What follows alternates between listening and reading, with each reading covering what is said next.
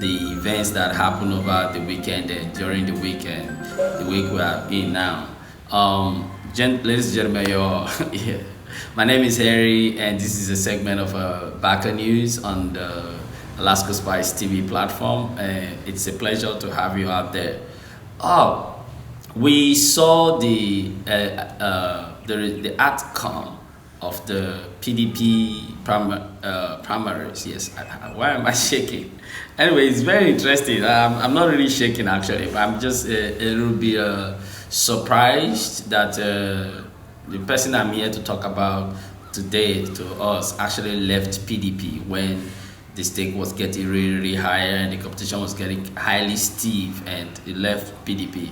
It's no other person but Peter Obi. But before we talk about Peter Obi, I just want to say that I hope we're all aware that the PDP primary has finally come and gone, and former Vice President of Nigeria, Alhaji Atiku Abubakar, emerged as the winner of the presidential primaries. And the runner-up is no other person but the current state governor of Rivers State, Mr. Wike, who actually gave a very tight fight to the former vice president, who he emerged winner, and our former Senate president, Mr. Saraki, got about 70 votes from the delegates, and while Atiku won by 300 and something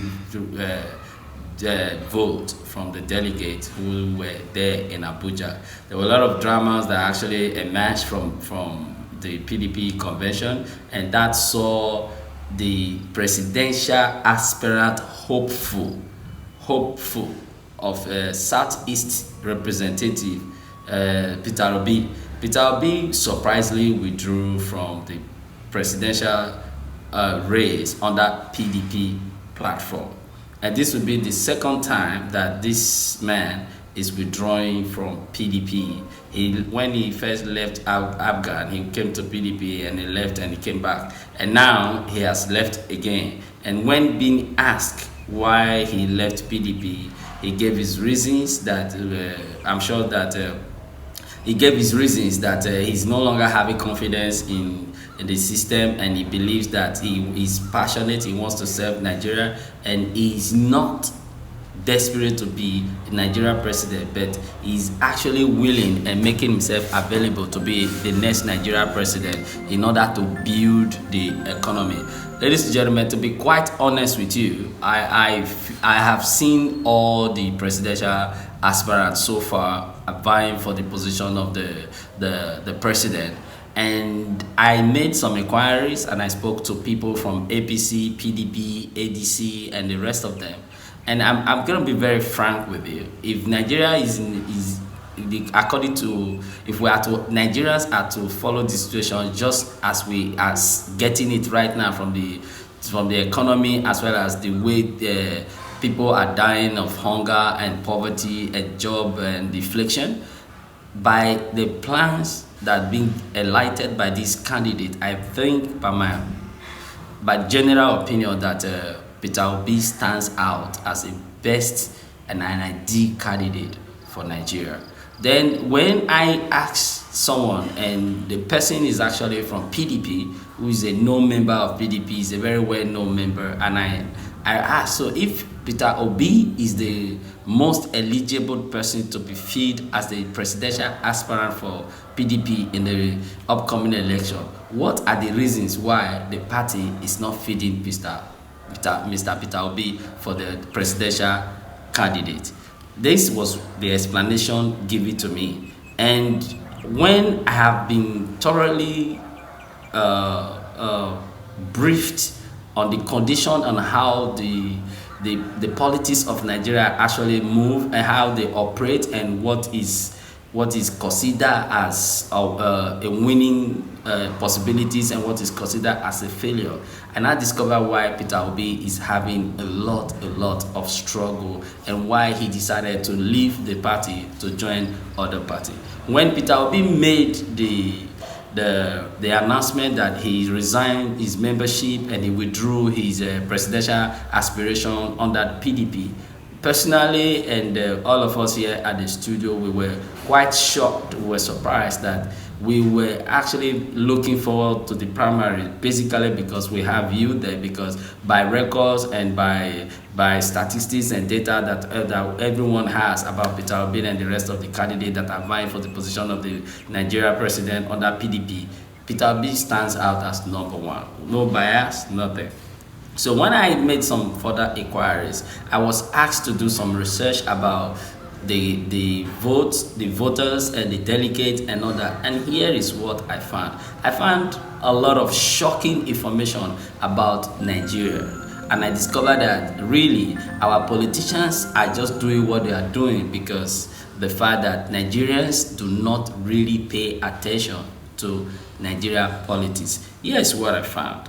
We have, by population density, the number of Nigerians alive today, home and abroad, according to statistics estimation actually, because there has not been census done in Nigeria. Nigeria is estimated over 200 point something million people.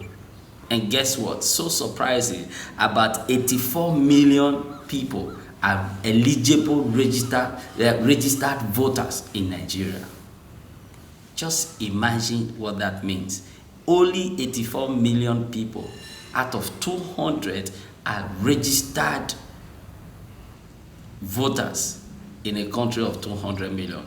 And this is why I see that, okay, if 84 million people are registered, so that means that, okay, it's still not too bad, but let's look into the aspect of the voting. Surprisingly, I was so disappointed. Out of the 84 million people that are qualified, that are eligible voters in Nigeria currently, only 34% of these people voted in 2019 election.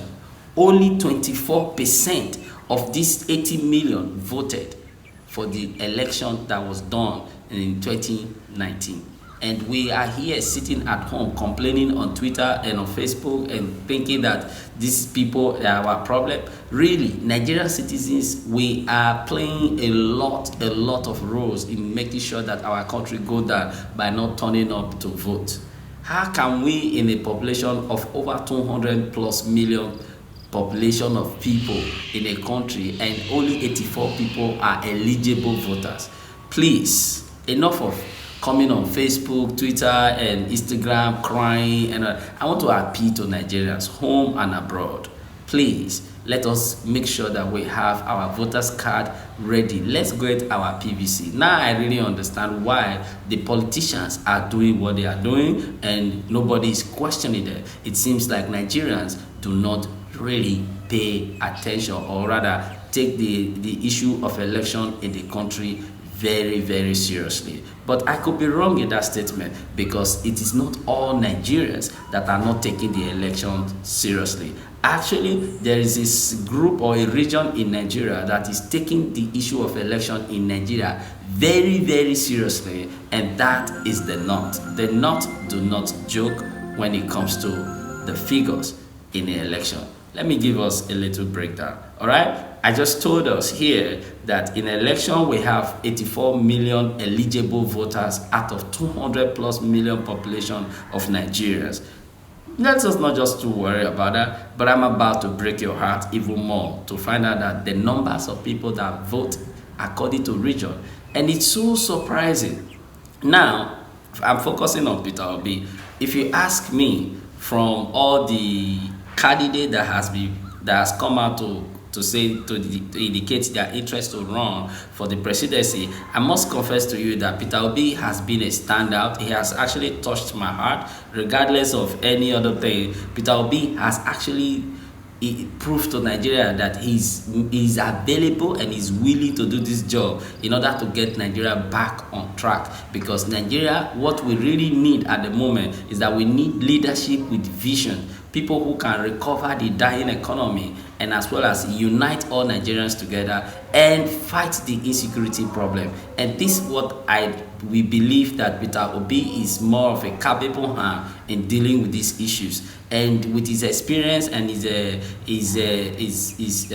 track record as a two-time state governors, other ABGA in